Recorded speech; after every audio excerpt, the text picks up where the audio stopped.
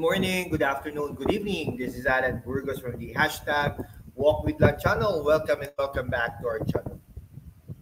Guys, if you are not yet subscribed to our channel, please do it so now so that you can be a part of this growing family. Officially, we are now 8,675 subscribers. Thank you so much, guys. God bless you all. Mahal na mahal ko po kayo. I love you all. At malapit na po tayo sa 9,000 subscribers milestones. Kaya-kaya po natin yan. Siyempre, sa tulong po ninyo, maraming salamat po. Okay, sige, pag-usapan po natin today ay yung napanood po natin, no? Napanood po natin ng isang speech or sermon ng Vice Mayor ng Maynila na si Yul Servo, no? Si Yul Servo po ay Vice Mayor ng Maynila at ito ay inihalal ng Maynila, no? Ng mga Manileño noong 2022. Katambal niya si Hani Lacuna at inendorso naman ni Isko Moreno noong 2022, no? Kaya lang talaga pong nanermon siya, no, dahil sinermon na niya yung SK chairperson na elect bilang SK Federation President at siya nga naman ay talagang nag-sermon, no. Sabi niya hindi daw nagpe-perform yung bata. Bunso daw nila yon, tapos hindi pa at parang binabastos daw siya, no? Ang akin nang naman bakit binabastos, 'di ba? Parang kasi minamanipulate nila yung minority, yung grupo ni Isko Moreno diyan sa konseho. Bakit naman ganoon? Dahil ba natatakot kayo na mawala na kayo sa posisyon?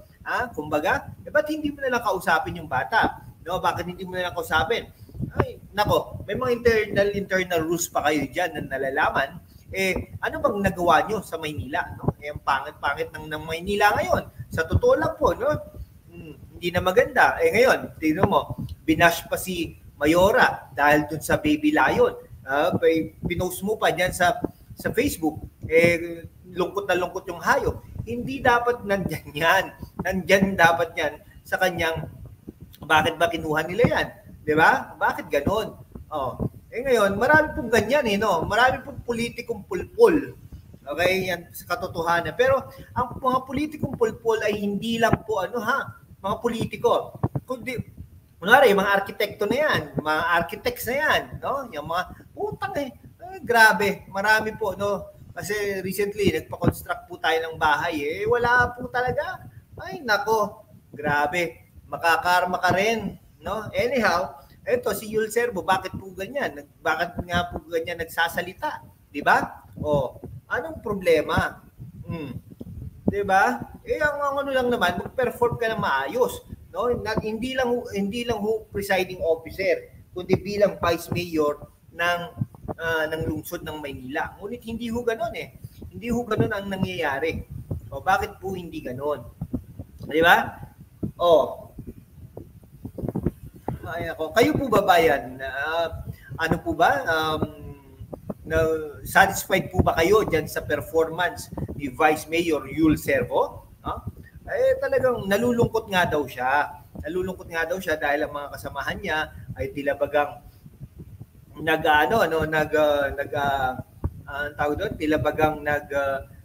binabastos siya. Kanina nga sabi siya point to order ni yung konsehala, no, yung SK Federation chief, no? Biglang sabi niya, mamaya na, patapusin mo muna akong magsalita. Nung natapos na siya magsalita, nag-adjourn na siya dahil baka daw siya makasakit pa ng kapwa niya, no? Sinasabi rin niya, hindi daw dapat kailangan magdebate. No, bakit hindi kailangan magdebate? Mga konsehalya mga yan, no? Mga legislative personalities yung mga yan. Bakit po gano'n? Di ba? Ang hirap kasi, pag sila na ang sasagutin, ay sinasabi kabastusan na o binabastos na sila. Pero hindi po gano'n Di ba? Hindi po gano'n. Hindi po gano'n ang nangyayari. Di ba? Anong pangyayari yung mga ganon? Kayo na po maghusga kung anong ginagawa ng kampo ng Mayora Hani Lacuna. Biruin mo, pinagluloko tayo. Tingnan mo, majority floor leader, okay, sa majority, dahil nasa appropriations at syempre kapatid yan ng Mayora, di ba? O Philip Lacuna. O saan ba yan? Kanino ba yan? Di ba? Di ba sa majority siya? Ay bakit siya bakit naging minority pa floor leader? Kumbaga, so ibig sabihin hindi daw sila ang minority, yung grupo ng Isko Moreno dyan. Actually, di ko nga kilala yung mga konsehal dyan na majority minority. Ang sa akin lang ay dapat inaano nila, no? Huwebes na po ba? Huwebes na bukas, no? Sana maayos naman sila, di ba? Okay, sige po, nako, nakakainit lang ng ulo nung pinanood po natin 'yon, no? Parang walang saysay ang panonood at pagsisermon. Sana ginugol na lang ni Vice Mayor Yul Servo ang pagsisermon sa paglilingkod bayan. Nagpapapogi lang yata tayo. Makikita po natin kung naglilingkod bayan, yung paglinis ng madlang ng Maynila, kung malinis ba yan, maliwanag ba yan, at kung ano-ano pa. Pero kung hindi naman ganoon, anong mangyayari, di ba? Ayun lang naman ang punto natin, mga kaibigan ko, mga kasama ko, no? Marami tayong nababalitaan diyan, no? At saka nakikita natin yan dahil halos araw-araw din tayo napupunta diyan. Diba, linggo-linggo tayo napupunta diyan, di ba? Yun yung punto.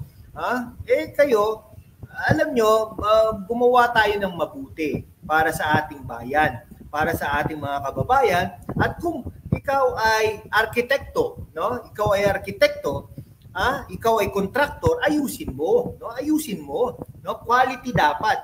Mabuta pag gaganyan, magano ka pa yung sasabihin mo pa, guys, meron lang tayong dito, parang sideways lang, no?